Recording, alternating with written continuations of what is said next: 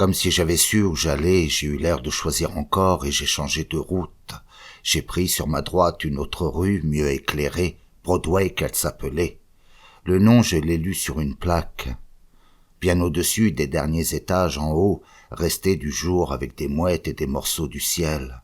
Nous, on avançait dans la lueur d'en bas, malade comme celle de la forêt et si grise que la rue en était pleine, comme un gros mélange de coton sale. C'était comme une plaie triste la rue qui n'en finissait plus, avec nous au fond, nous autres, d'un bord à l'autre, d'une peine à l'autre, vers le bout qu'on ne voit jamais, le bout de toutes les rues du monde. Les voitures ne passaient pas, rien que des gens et des gens encore. C'était le quartier précieux qu'on m'a expliqué plus tard, le quartier pour l'or, Manhattan. On n'y entre qu'à pied, comme à l'église. C'est le beau cœur en banque du monde d'aujourd'hui. Il y en a pourtant qui crachent par terre en passant. Faut être osé. C'est un quartier qu'en est rempli d'or, un vrai miracle, et même qu'on peut l'entendre, le miracle, à travers les portes avec son bruit de dollars qu'on froisse, lui toujours trop léger, le dollar, un vrai Saint-Esprit, plus précieux que du sang. J'ai eu tout de même le temps d'aller les voir et même je suis entré pour leur parler à ces employés qui gardaient les espèces. Ils sont tristes et mal payés. Quand les fidèles entrent dans leur banque, faut pas croire qu'ils peuvent se servir comme ça selon leurs caprices, pas du tout. Ils parlent à Dollar en lui murmurant des choses à travers un petit grillage. Ils se confessent, quoi. Pas beaucoup de bruit, des lampes bien douces, un tout minuscule guichet entre deux hautes arches, c'est tout. Ils ne l'avalent pas, l'hostie. Ils se la mettent sur le cœur. Je ne pouvais pas rester longtemps à les admirer. Il fallait bien suivre les gens de la rue entre les parois d'ombre lisse. Tout d'un coup, ça s'est élargi notre rue comme une crevasse qui finirait dans un étang de lumière. On s'est trouvé là devant une grande flaque de jour glauque, coincée entre des monstres et des monstres de maisons. Au beau milieu de cette clairière, un pavillon avec un petit air champêtre et bordé de pelouses malheureuses. Je demandais à plusieurs voisins de la foule ce que c'était que ce bâtiment-là qu'on voyait, mais la plupart feignirent de ne pas m'entendre. Ils n'avaient pas de temps à perdre. Un petit jeune passant tout près voulut bien tout de même m'avertir que c'était la mairie, vieux monument de l'époque coloniale, ajouta-t-il, tout ce qu'il y avait d'historique qu'on avait laissé là. Le pourtour de cette oasis se tournait au square avec des bancs, et même on y était assez bien pour la regarder, la mairie, assis. Il n'y avait presque rien à voir d'autre dans le moment où j'arrivais. J'attendis une bonne heure à la même place, et puis de cette pénombre, de cette foule en route, discontinue, morne, surgit sur les midis indéniables une brusque avalanche de femmes absolument belles. Quelle découverte, quelle Amérique, quel ravissement, souvenir de Lola, son exemple ne m'avait pas trompé, c'était vrai. Je touchais au vif de mon pèlerinage, et si je n'avais point souffert en même temps des continuels rappels de mon appétit, je me serais cru parvenu à l'un de ces moments de surnaturelle révélation esthétique. Les beautés que je découvrais, incessantes, m'eussent avec un peu de confiance et de confort, ravi à ma condition trivialement humaine. Il ne me manquait qu'un sandwich, en somme, pour me croire en plein miracle, mais comme il me manquait le sandwich. Quelle gracieuse souplesse cependant, quelles délicatesses incroyables, quelle trouvaille d'harmonie, périlleuse nuance, réussite de tous les dangers, de toutes les promesses possibles de la figure et du corps parmi tant de blondes, ces brunes et ces titiennes, et qu'il y en avait plus qu'il en venait encore. C'est peut-être, pensais-je, la Grèce qui recommence, j'arrive au bon moment. Elles me parurent d'autant mieux divines, ces apparitions, qu'elles ne semblaient point du tout s'apercevoir que j'existais, moi, là, à côté, sur ce banc, tout gâteux, baveux d'admiration érotico-mystique, de quinine et aussi de faim, faut l'avouer. S'il était possible de sortir de sa peau, j'en serais sorti juste à ce moment-là, une fois pour toutes, rien ne m'y retenait plus. Elle pouvait m'emmener, me sublimer ces invraisemblables midinettes. Elle n'avait qu'un geste à faire, un mot à dire, et je passais à l'instant même et tout entier dans le monde du rêve. Mais sans doute avait-elle d'autres missions. 1 heure, 2 heures passèrent ainsi dans la stupéfaction. Je n'espérais plus rien. il y a les boyaux. Vous avez vu à la campagne chez nous jouer le tour au cheminot. On bourre un vieux porte-monnaie avec les boyaux pourris d'un poulet. Eh bien, un homme, moi je vous le dis, c'est tout comme, en plus gros et mobile, et vorace, et puis dedans, un rêve. Fallait songer au sérieux, ne pas entamer tout de suite ma petite réserve de monnaie. J'en avais pas beaucoup de la monnaie. Je n'osais même pas la compter. J'aurais pas pu d'ailleurs. Je voyais double. Je les sentais seulement minces, les billets craintifs à travers l'étoffe, tout près dans ma poche avec mes statistiques à la manque. Des hommes aussi passaient par là, des jeunes surtout, avec des têtes comme en bois rose, des regards secs et monotones, des mâchoires qu'on n'arrivait pas à trouver ordinaires, si larges, si grossières. Enfin, c'est ainsi sans doute que leurs femmes les préfèrent, les mâchoires. Les sexes semblaient aller chacun de leur côté dans la rue. Elles, les femmes, ne regardaient guère que les devantures des magasins, tout accaparées par l'attrait des sacs, des écharpes, des petites choses de soie exposées, très peu à la fois dans chaque vitrine, mais de façon précise, catégorique. On ne trouvait pas beaucoup de vieux dans cette foule, peu de couples non plus. Personne n'avait l'air de trouver bizarre que je reste là, moi, seul, pendant des heures en station sur ce banc, à regarder tout le monde passer. Toutefois, à un moment donné, le policeman du milieu de la chaussée, posé comme un encrier, se mit à me suspecter d'avoir des drôles de projets. C'était visible. Où qu'on se trouve, dès qu'on attire sur soi l'attention des autorités, le mieux est de disparaître et en vitesse, pas d'explication, au gouffre que je me dis. À droite de mon banc s'ouvrait précisément un trou large, à même le trottoir dans le genre du métro de chez nous. Ce trou me parut propice, vaste qu'il était, avec un escalier dedans tout en marbre rose. J'avais déjà vu bien des gens de la rue y disparaître et puis en ressortir. C'était dans ce souterrain qu'ils allaient faire leurs besoins.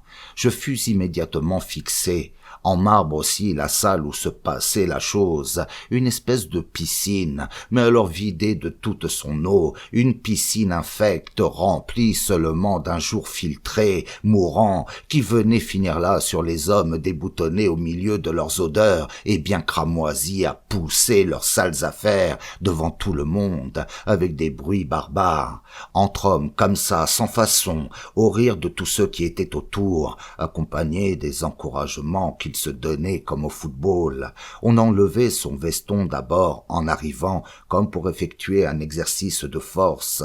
On se mettait en tenue en somme, c'était le rite. Et puis, bien débraillés, rôtant et pire, gesticulant comme au préau des fous, ils s'installaient dans la caverne fécale. Les nouveaux arrivants devaient répondre à 1000 plaisanteries dégueulasses pendant qu'ils descendaient les gradins de la rue, mais ils paraissaient tous enchantés quand même. Autant là-haut sur le trottoir, ils se tenaient bien les hommes, et strictement, tristement même. Autant la perspective d'avoir à se vider les tripes en compagnie tumultueuse paraissait les libérer et les réjouir intimement. Les portes des cabinets largement maculées pendaient, arrachées à leurs gonds. On passait de l'une à l'autre cellule pour bavarder un brin. Ceux qui attendaient un siège vide fumaient des cigares lourds, en tapant sur l'épaule de l'occupant en travail, lui, obstiné, la tête crispée, enfermé dans ses mains. Beaucoup en geignaient fort comme les blessés, les parturiantes. On menaçait les constipés de tortures ingénieuses. Quand un giclement d'eau annonçait une vacance, des clameurs redoublaient autour de l'alvéole libre, dont on jouait alors souvent la possession à pile ou face.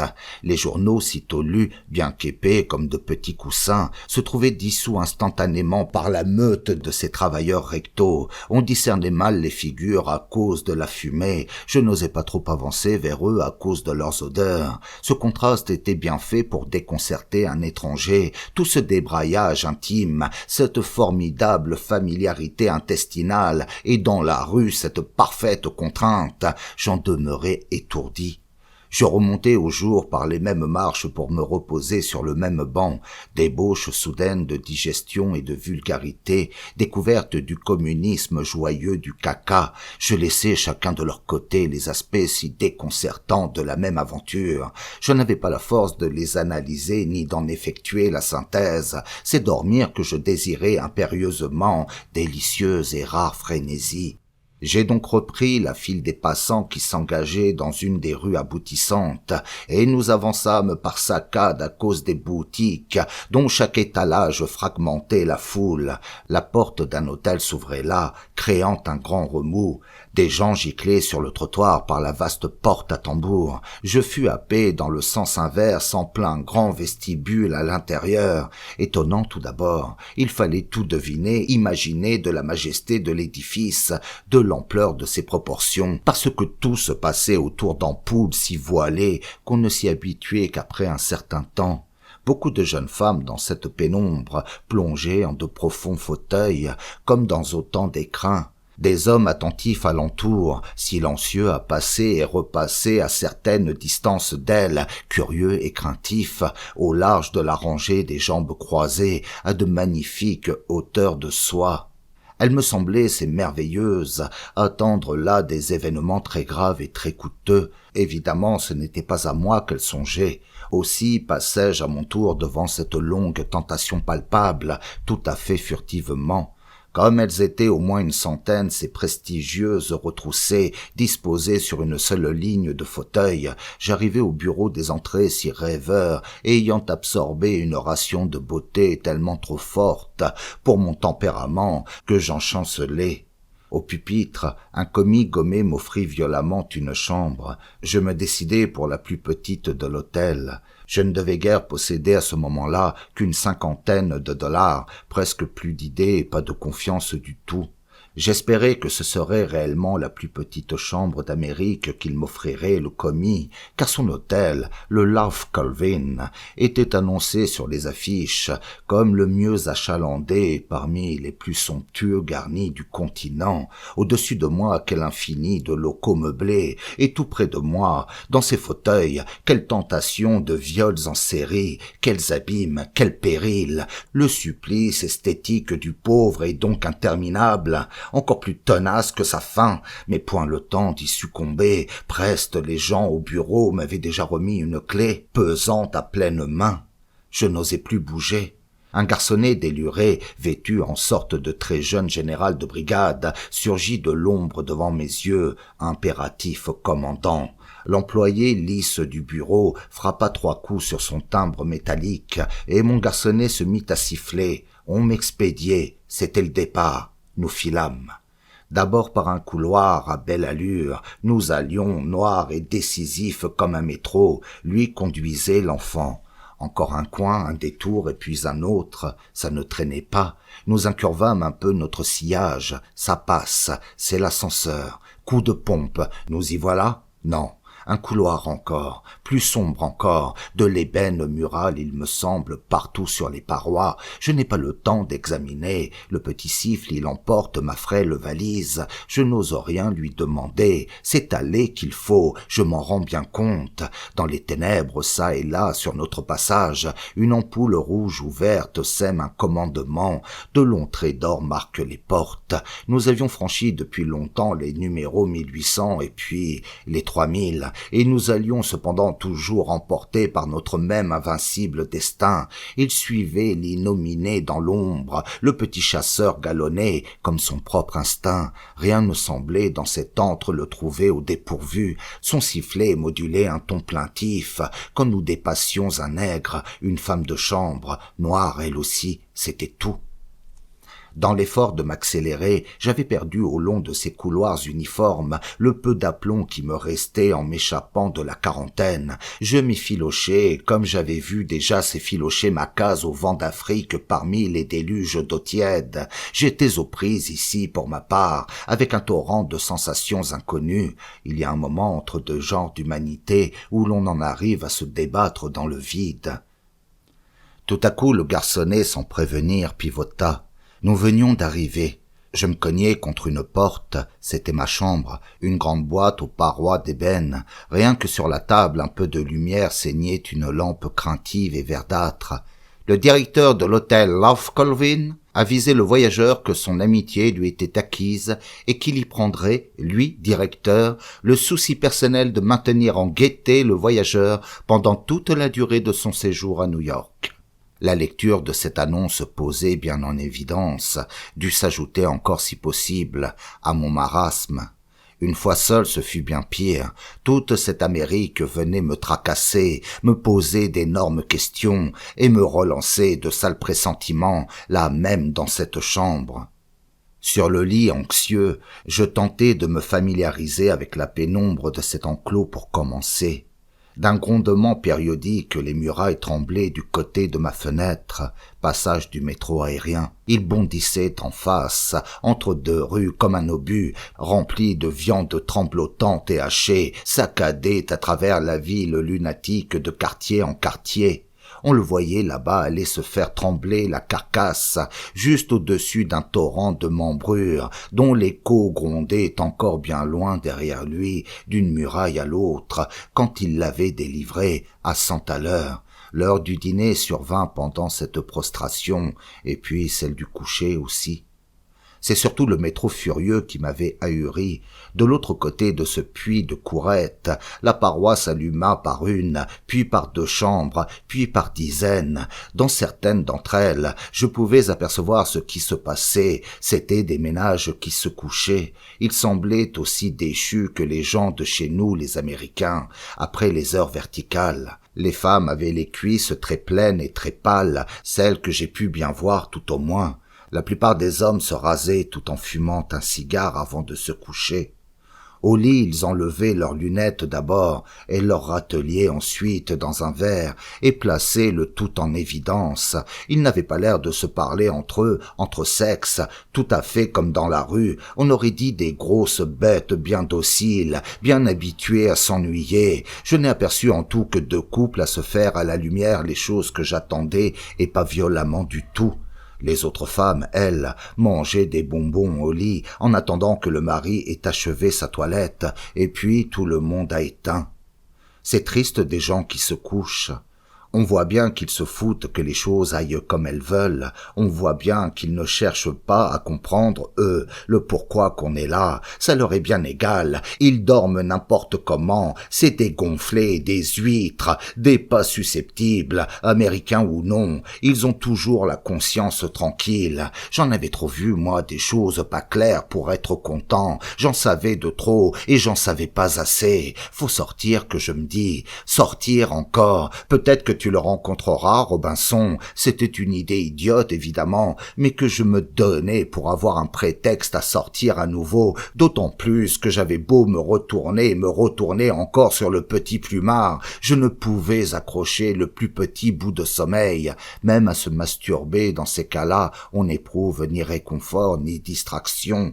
Alors c'est le vrai désespoir. Ce qui est pire, c'est qu'on se demande comment le lendemain on trouvera assez de force pour continuer à faire ce qu'on a fait la veille et depuis déjà tellement trop longtemps, où on trouvera la force pour ces démarches imbéciles, ces 1000 projets qui n'aboutissent à rien, ces tentatives pour sortir de l'accablante nécessité, tentatives qui toujours avortent, et toutes pour aller se convaincre une fois de plus que le destin est insurmontable, qu'il faut retomber au bas de la muraille chaque soir, sous l'angoisse de ce lendemain, toujours plus précaire, plus sordide. C'est l'âge aussi qui vient peut-être, le traître, et nous menace du pire. On n'a plus beaucoup de musique en soi pour faire danser la vie. Voilà, toute la jeunesse est allée mourir déjà au bout du monde, dans le silence de vérité. Et où aller dehors, je vous le demande, dès qu'on n'a plus en soi la somme suffisante de délire? La vérité, c'est une agonie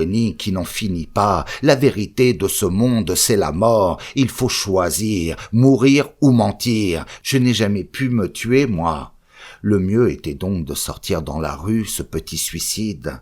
Chacun possède ses petits dons, sa méthode, pour conquérir le sommeil et bouffer. Il fallait bien que j'arrive à dormir pour retrouver assez de force pour gagner ma croûte le lendemain, retrouver de l'entrain, juste ce qu'il fallait pour trouver un boulot demain et franchir tout de suite, en attendant l'inconnu du sommeil. Faut pas croire que c'est facile de s'endormir une fois qu'on s'est mis à douter de tout, à cause surtout de tant de peur qu'on vous a faites. Je m'habillais tant bien que mal, je parvins à l'ascenseur, mais un peu gaga.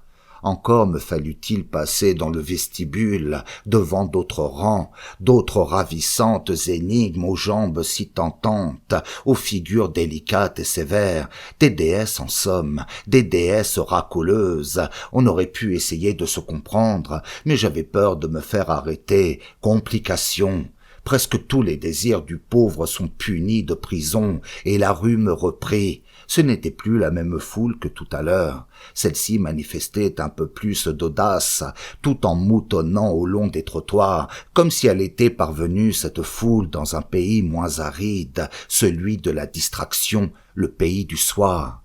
Ils avançaient les gens vers les lumières suspendues dans la nuit au loin, serpents agités et multicolores. De toutes les rues d'alentour, ils affluaient. Ça faisait bien des dollars, pensais-je, une foule comme ça, rien qu'en mouchoir, par exemple, ou en bas de soie, et même rien qu'en cigarette. Et dire que soi-même, on peut se promener au milieu de tout cet argent, ça ne vous en donne pas un seul sou en plus, même pour aller manger. C'est désespérant quand on y pense. Combien c'est défendu les hommes les uns contre les autres, comme autant de maisons. Moi aussi j'ai été me traîner vers les lumières, un cinéma, et puis un autre à côté, et puis encore un autre, et tout au long de la rue comme ça, nous perdions de gros morceaux de foule devant chacun d'eux. J'en ai choisi un, moi, de cinéma, où il y avait des femmes sur les photos en combinaison, et quelles cuisses, messieurs, lourdes, amples, précises, et puis des mignonnes têtes par là-dessus, comme dessinées par contraste, délicates, fragiles, au crayon, sans retouche à faire, parfaite, pas une négligence, pas une bavure, parfaite, je vous le dis, mignonne mais ferme et concise en même temps, tout ce que la vie peut épanouir, de plus périlleux, de véritables imprudences de beauté, ces indiscrétions sur les divines et profondes harmonies possibles.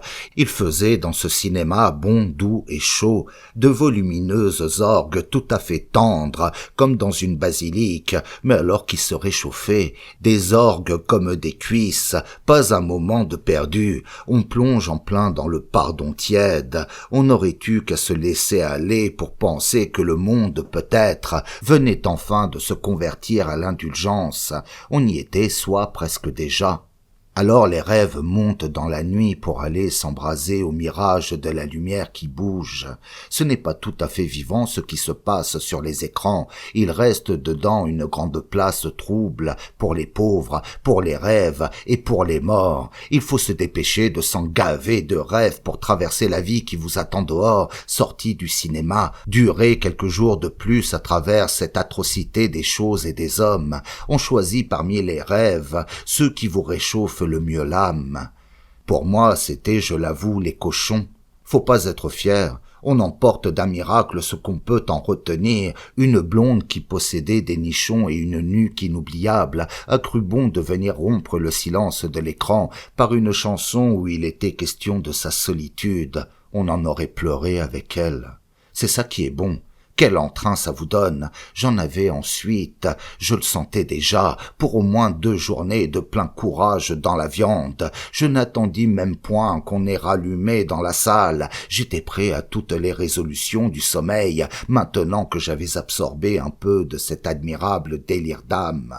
De retour au Love Colvin, malgré que je l'eusse salué, le portier négligea de me souhaiter le bonsoir, comme ceux de chez nous. Mais je me foutais à présent de son mépris au portier. Une forte vie intérieure se suffit à elle-même et ferait fondre 20 années de banquise. C'est ainsi. Dans ma chambre, à peine avais-je fermé les yeux que la blonde du cinéma venait me rechanter encore et tout de suite pour moi seul alors, toute sa mélodie de sa détresse. Je l'aidai pour ainsi dire à m'endormir et j'y parvins assez bien. Je n'étais plus tout à fait seul. Il est impossible de dormir seul.